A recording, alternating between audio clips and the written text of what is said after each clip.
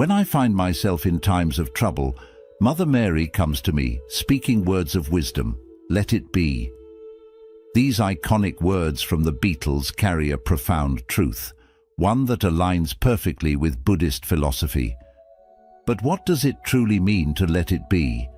How can we embrace life's challenges without resistance, let go of suffering, and find peace in the present moment? Today, we explore the Buddhist wisdom behind this simple yet powerful phrase and how it can transform your life.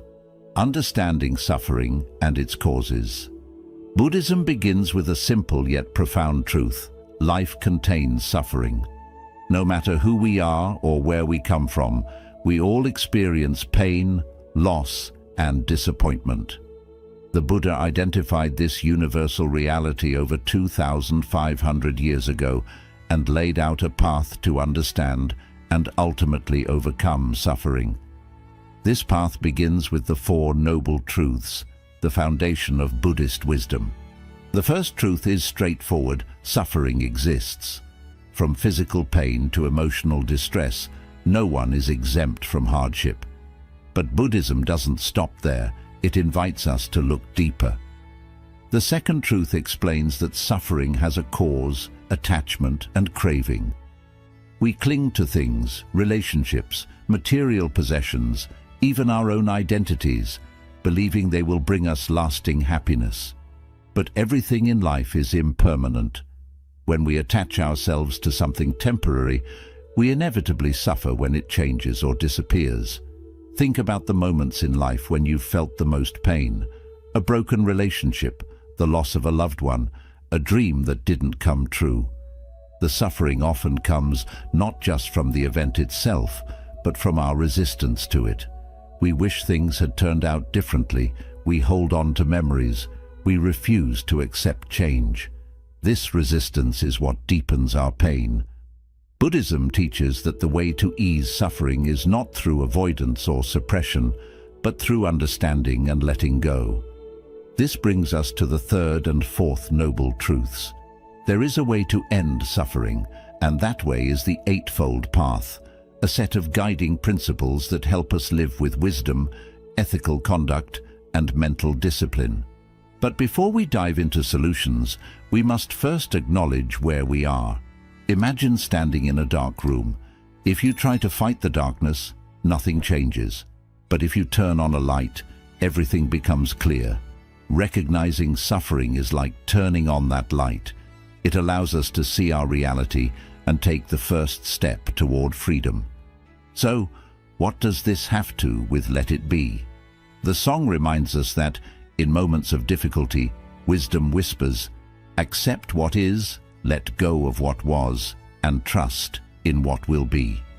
Buddhism offers the same message. Instead of resisting pain, we acknowledge it. Instead of clinging to what we cannot control, we release it.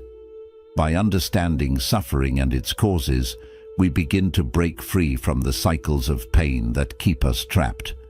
And as we continue on this journey, we'll explore how to truly embrace impermanence, cultivate mindfulness, and live with a heart that is open, free, and at peace.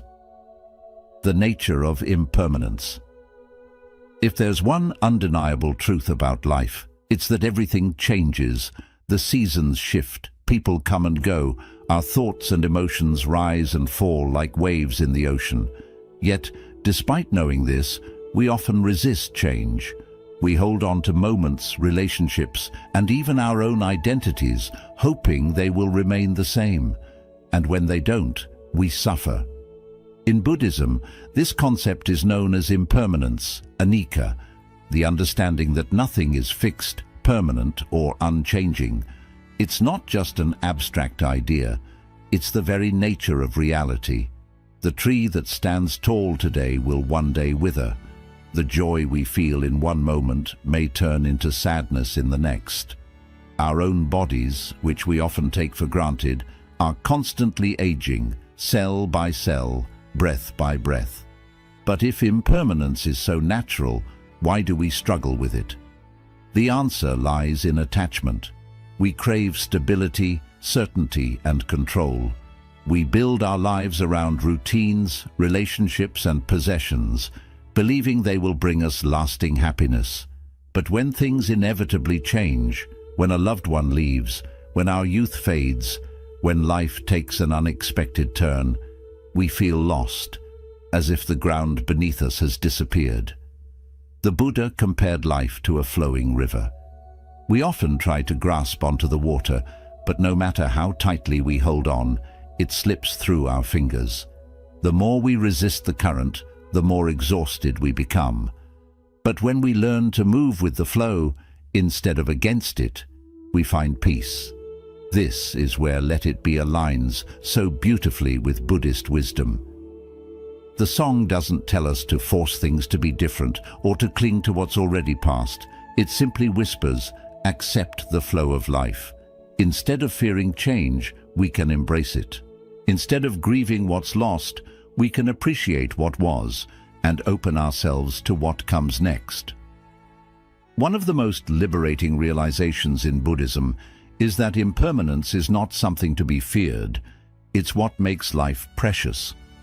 If everything were permanent, there would be no growth, no evolution, no new experiences.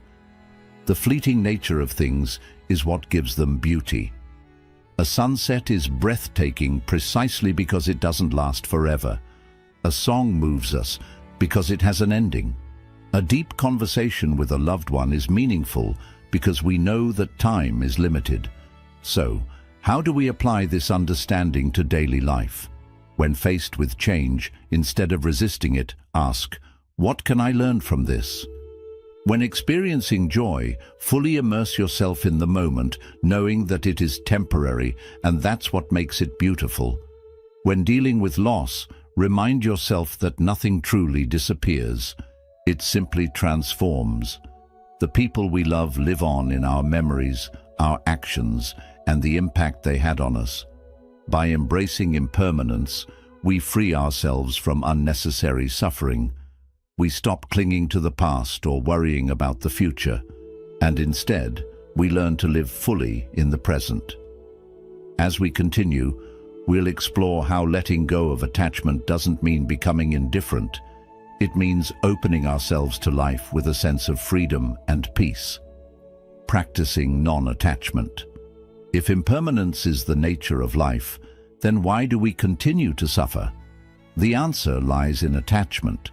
We cling to things, relationships, material possessions, even our own beliefs, hoping they will remain the same. But when they inevitably change, we experience pain. This is where the practice of non-attachment becomes essential in Buddhist philosophy. Non-attachment is often misunderstood. Many believe it means cutting ourselves off emotionally, living without love, or abandoning all desires. But in reality, non-attachment is not about rejecting life. It's about engaging with it fully, without clinging. It means loving without possessing, working without obsessing, and living without fearing loss. It's the ability to hold everything in life with open hands rather than clenched fists. Why do we cling? The mind seeks control. We believe that if we hold on to something tightly enough, we can prevent loss, pain, or change.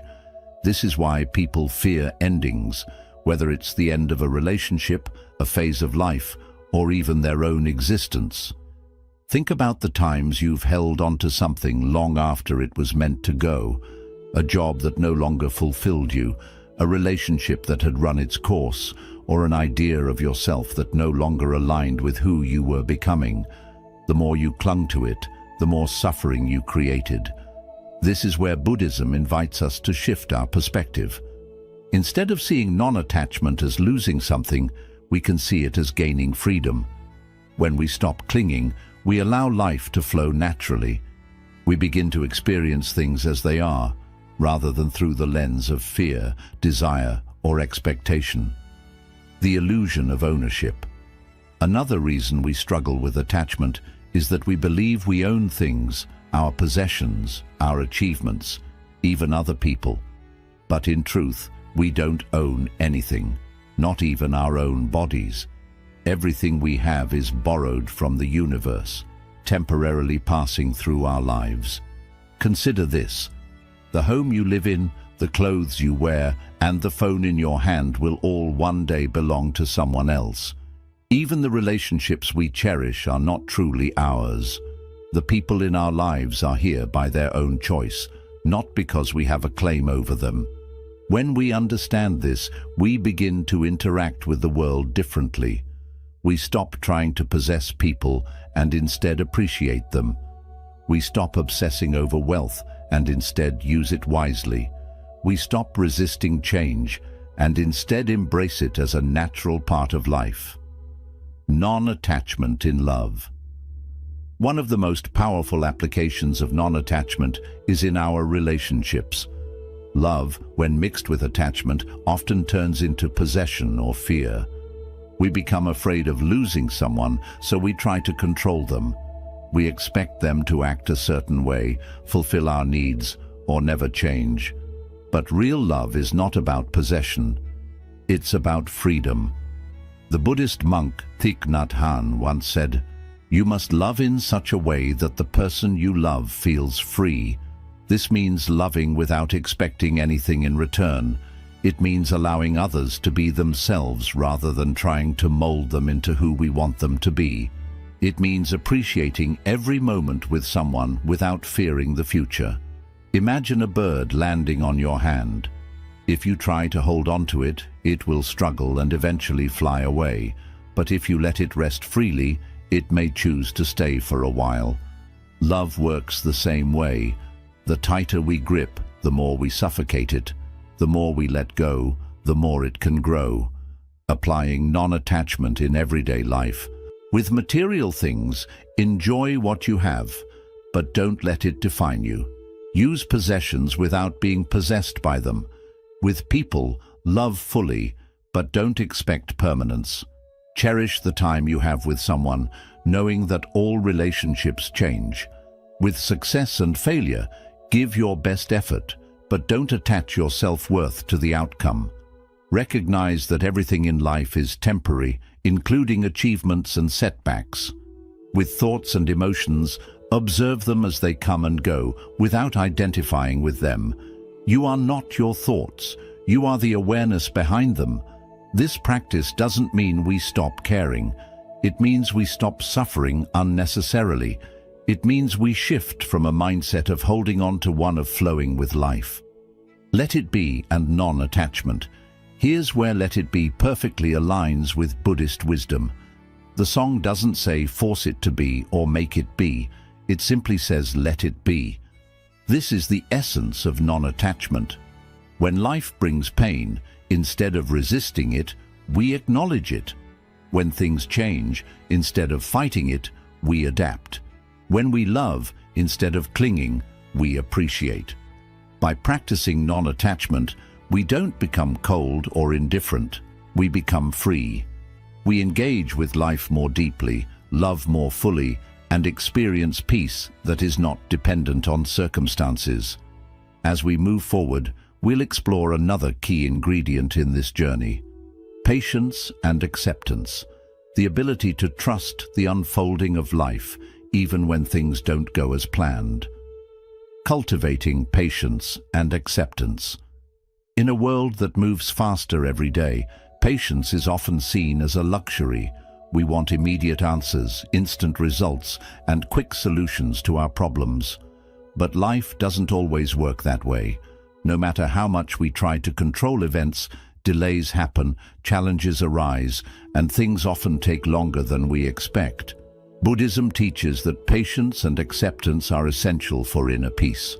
The more we resist the natural flow of life, the more suffering we create for ourselves. Instead of constantly struggling against reality, we can learn to embrace it as it is. Why do we struggle with patience? At the root of impatience is attachment to expectations. We have a mental image of how things should be, how fast we should succeed, how quickly people should change, how soon we should get what we want. And when reality doesn't match our expectations, we become frustrated. Think about the last time you felt impatient. Maybe you were stuck in traffic, waiting for a response from someone, or struggling with personal growth. What was really causing your frustration? It wasn't the situation itself, but your desire for it to be different. Impatience is a form of resistance. It's the mind saying, "This moment isn't good enough. I need the next one to be better." But when we live this way, we are constantly waiting for happiness instead of experiencing it. Acceptance, the path to freedom. One of the greatest teachings in Buddhism is that suffering comes not from what happens, but from our resistance to it. When we resist reality, we create inner turmoil. But when we accept things as they are, we find peace. This doesn't mean we stop striving for change or improvement. It simply means that instead of fighting against what is, we learn to work with it. Take, for example, the frustration of waiting in line. You have two choices: resist the situation, get angry, check your phone repeatedly, complain in your mind. Does it make the line move faster? It only makes you suffer more. Accept the situation. Use the time to breathe, observe your surroundings, or simply relax. The external situation hasn't changed, but your experience of it has. Now apply this to bigger things in life. A delayed goal, a challenging relationship, or a personal struggle. The more we resist, the more we suffer. But when we accept, we open the door to peace and clarity. Patience in personal growth. One of the hardest places to practice patience is with ourselves. We all want to grow, improve, and overcome our struggles, but deep change takes time. A person overcoming fear cannot force themselves to be brave overnight. A meditator cannot expect instant peace the first time they sit in silence. A person healing from emotional pain cannot rush the process.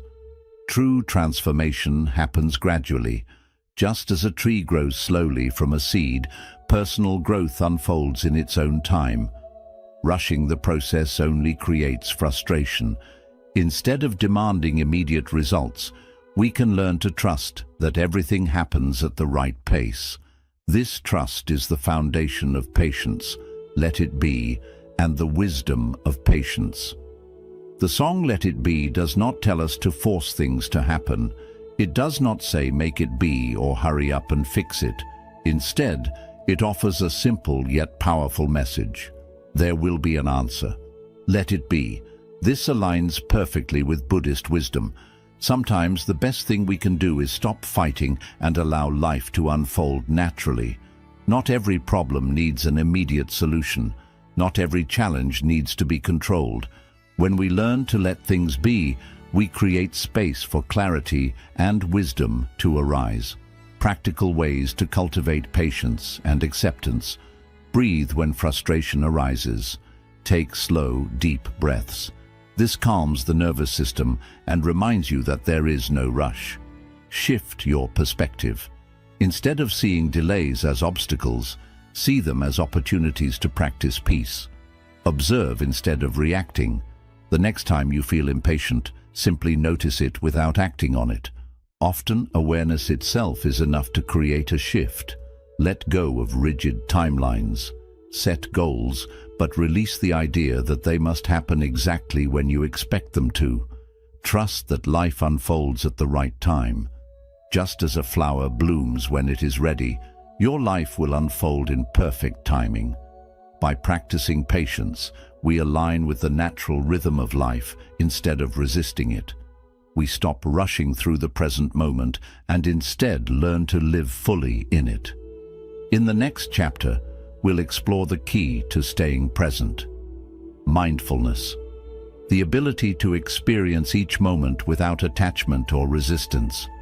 The power of mindfulness. If patience and acceptance allow us to stop resisting life, mindfulness is what allows us to fully experience it.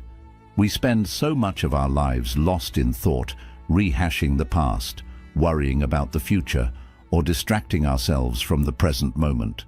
But true peace, Clarity and wisdom can only be found here and now. Buddhism teaches that mindfulness, the practice of being fully present, is the key to breaking free from suffering and experiencing life as it truly is. The mind's endless chatter. Have you ever noticed how often your mind pulls you away from the present moment? You might be eating a meal, but instead of tasting the food, you're thinking about what you need to do later. You might be listening to a friend, but instead of really hearing them, your mind is planning what you'll say next. This constant mental noise keeps us disconnected from reality. We live in our thoughts rather than in the world around us. And when our thoughts are filled with worries, regrets, or judgments, we suffer unnecessarily. Mindfulness is the antidote to this distraction. It is the practice of simply being aware of what is happening right now without judgment or resistance. When we are mindful, we fully engage with life. We taste our food, listen deeply, and experience each moment as it unfolds. Why is mindfulness so powerful? Mindfulness transforms our experience of life in three key ways. It breaks the cycle of automatic reactions. Instead of reacting impulsively to situations, mindfulness allows us to pause and respond with wisdom. It reduces suffering. When we stop fighting reality and simply observe what is happening, even difficult emotions become easier to handle. It deepens our appreciation for life. The simple act of being fully present turns ordinary moments into something extraordinary. Mindfulness in everyday life. Many people think mindfulness is only something you do while meditating, but true mindfulness is a way of living. You can practice it at any moment. Eating mindfully. Instead of rushing through a meal, notice the taste, texture, and aroma of your food. Walking mindfully. Feel the sensation of your feet touching the ground. Notice the rhythm of your breath. Listening mindfully. Give your full attention when someone speaks. Listen not just to their words, but to their emotions. Breathing mindfully. Take a deep breath and feel the air entering and leaving your body. This simple act can bring you back to the present moment. Mindfulness isn't about changing your life. It's about fully experiencing the life you already have. Let It Be and the Wisdom of Mindfulness. The lyrics of Let It Be invite us to embrace the present moment as it is. They don't say overanalyze it, fix it immediately, or stress about it. They simply say, let it be. When we practice mindfulness, we stop resisting reality. Instead of being lost in thought, we become fully engaged with what is happening right now. Mindfulness teaches us that the past is gone. We cannot change it. The future is uncertain. We cannot control it. The present is all we have, and it is enough. By learning to be here now, we free ourselves from unnecessary suffering. We stop getting caught in regrets or anxieties and instead find peace in simply experiencing life. In the next chapter, we will explore an even deeper level of this practice. Renunciation, the art of letting go of what no longer serves us. The path of renunciation. If non-attachment teaches us to hold life with open hands and mindfulness helps us experience the present moment fully, renunciation is the conscious choice to let go of what no longer serves us. In the West, the word renunciation often carries a negative connotation. It may bring to mind images of monks giving up all possessions or people abandoning worldly life. But in Buddhism, renunciation is not about deprivation. It is about freedom. It is about choosing to release what weighs us down so that we can live with greater clarity, peace, and purpose. Why is letting go so hard? We hold on to many things, possessions, relationships, identities, beliefs, often without realizing that they are sources of suffering. Why? Because we equate them with security, comfort, or happiness. We cling to material things, believing they define our worth. We hold on to toxic relationships because we fear loneliness. We refuse to let go of old grudges, replaying past hurts in our minds. We resist change, even when it's necessary, because the unknown feels scary. But Buddhism teaches that clinging is the cause of suffering. When we attach ourselves to things that are impermanent, we set ourselves up for pain. Renunciation is the courageous act of recognizing what no longer serves us and releasing it, not out of rejection, but out of wisdom. Renunciation in everyday life. Renunciation is not just for monks. It is a practice that anyone can apply in daily life. It is about making conscious choices to let go of unnecessary burdens. Letting go of material excess. Do we truly need everything we accumulate? Simplifying our lives creates space for what truly matters. Releasing unhealthy attachments. Relationships based on control, dependency, or past wounds keep us trapped in suffering. Letting go doesn't mean we stop loving. It means we love with freedom. Dropping rigid expectations. Life rarely unfolds exactly as we plan. When we release the need for control, we open to greater possibilities. Forgiving and moving forward. Carrying resentment is like holding a burning coal. It only harms the one who holds it. Renunciation means choosing peace over past pain. Every act of letting go brings more freedom. When we stop grasping, we make space for something new. The joy of simplicity. Many great spiritual teachers have spoken about it. The less we are weighed down by unnecessary desires and attachments, the lighter and freer we feel. Think of moments in life when you felt most at peace. Were they times of accumulation and striving, or were they moments of simplicity, presence, and connection? A quiet morning with a cup of tea, a heartfelt talk with someone we love, a silent moment feeling the sun's gentle warmth. Renunciation isn't about losing something. It's about returning to what truly feeds our soul. Let it be, and trust the quiet wisdom in letting go. And even when the night feels cloudy, a light still shines on me. These lyrics from Let It Be remind us that even in hard times, peace is possible if we stop resisting. The song doesn't tell us to hold on, push, or take control. It gently asks us to let go. This is what renunciation truly means. It's knowing that we don't need to cling to life. We can trust, release, and allow things to unfold naturally. True renunciation isn't about walking away from life. It's about being part of it without clinging. It's about living with an open heart and a mind free of burdens. And as we enter our final chapter, we'll look at how to bring these teachings into our daily lives so that letting it be becomes more than an idea. It becomes a way of life, bringing the practice of letting go into everyday living. We've reflected on the wisdom of suffering, impermanence, non-attachment, patience, mindfulness, and renunciation. But knowing these things isn't enough. Real change happens when we live these teachings each day. How do we actually live the message of let it be? How do we grow a mindset of calm and acceptance, not just in quiet moments, but in the middle of life's ups and downs? Buddhist wisdom isn't separate from our daily world. It's not only for monks or deep thinkers. It's meant to be lived here and now. Whether we're working, cooking, talking with loved ones, or sitting quietly, each day gives us many chances to practice letting go. When things don't go as we hoped, instead of resisting, we accept them as they are. When emotions arise, instead of pushing them down or getting lost in them, we watch them with awareness.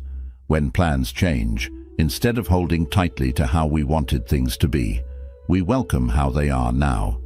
When conflict appears, instead of reacting without thinking, we pause and choose to respond with wisdom. Mindfulness helps us bring all of this into daily life. By being fully aware of our actions, words, and thoughts, we make room for peace. Even in uncertain times, letting go doesn't mean giving up. Some might think let it be is a passive way of living.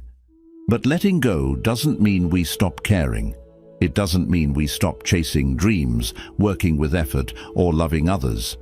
It only means we do these things without attachment, without needing things to turn out a certain way, and without letting fear or control lead us. We work, but without obsession. We love, but without trying to own. We dream, but without fearing failure. This balance lets us live fully while staying calm, no matter what comes, trusting life's natural flow. When we fight against life, we suffer. When we trust it, we find freedom. The core lesson of Let It Be, and of Buddhism too, is that we don't have to control everything. Life moves in its own way, at its own pace.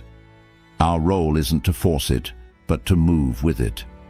When we release our need for certainty, for control, and for things to go our way, we open the door to a deeper peace, a peace that stays steady even when life changes.